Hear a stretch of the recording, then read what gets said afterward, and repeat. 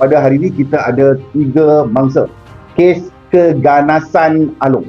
Kes ni agak berbeza dengan kes-kes yang kita bongkarkan sebelum ni.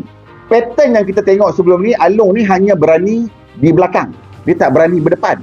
Maki ugut viral, baling cat sembunyi-sembunyi. Tapi 3 orang mangsa ni, mereka berhadapan dengan keganasan Along secara berdepan, di mana mereka dipukul oleh Along. Sebelum-sebelum ni, kebanyakan kes-kes yang berkaitan dengan Along ni hanya disiasat di bawah jenayah komersial. Seolah-olah dia adalah satu jenayah yang tidak begitu berat. Banyak daripada mangsa yang mengadukan bahawa kertas siasatan dirujuk kepada report 5/2 Akta Pemberi Pinjam Wang, iaitu jenayah komersial. Memberi pinjam tanpa lesen adalah kesalahan jenayah komersial, Seksyen 5/2. Ugutan jenayah, ugutan nak cederakan, ugutan nak bunuh sepatutnya di bawah Jabatan Siasatan Jenayah, D7.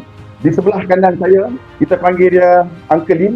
7 bulan yang lepas, dia terlibat dalam aktiviti berkaitan dengan pinjaman daripada satu individu yang tidak berlesen, Along, sebanyak RM10,000. Kemudian dalam masa 7 bulan, dia telah minta sebanyak RM50,000. Bertentangan dengan Seksyen 17A Akta Pemberi Pinjam. Hari Rabu, minggu lepas, bila dia nak keluar rumah nak beli makanan, dia bawa motor nak keluar pergi bungkus, dia diekori. Lepas tu tahan dia di tepi jalan. Bila 3 orang tu turun daripada kereta tu, terus tampar dekat muka dia. Lepas tu pukul tangan dia dengan tongkat besi. Lepas tu dia bising lah macam mana nak bayar.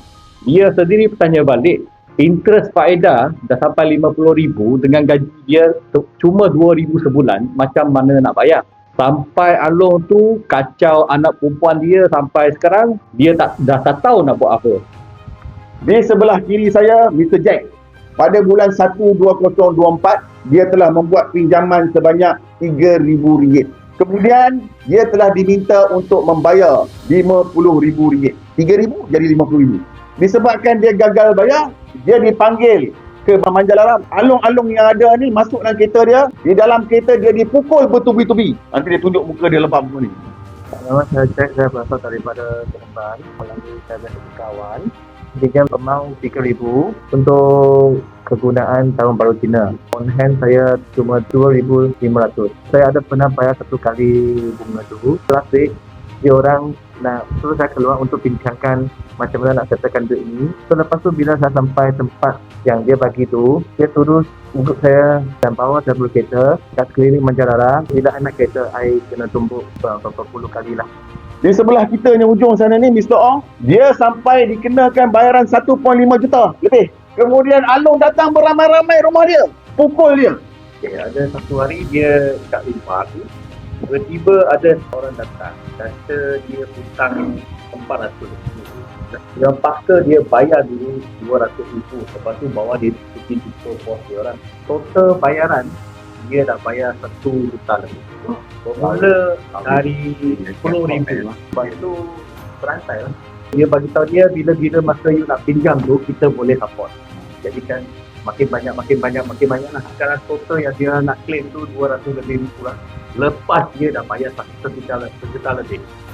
41 Along sampai rumah dia. Angka pun pening kepala. Dia kena tumbuk lah. Angka kena tumbuk lah.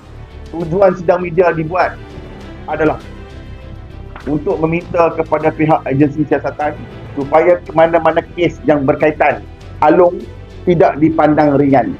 Janganlah report itu di-coveringkan. Nombor 2, janganlah report itu dikenakan klasifikasi NFA. Buka dulu kertas siasatan. Panggil dulu Along ni. Sekurang-kurangnya apabila Along ni dipanggil, mereka tak berani untuk meneruskan aktiviti keganasan mereka. Kalau report itu di-covering, kalau report itu di NFA, Along rasa dia bermaharaja lela. Dia rasa dia besar kepala.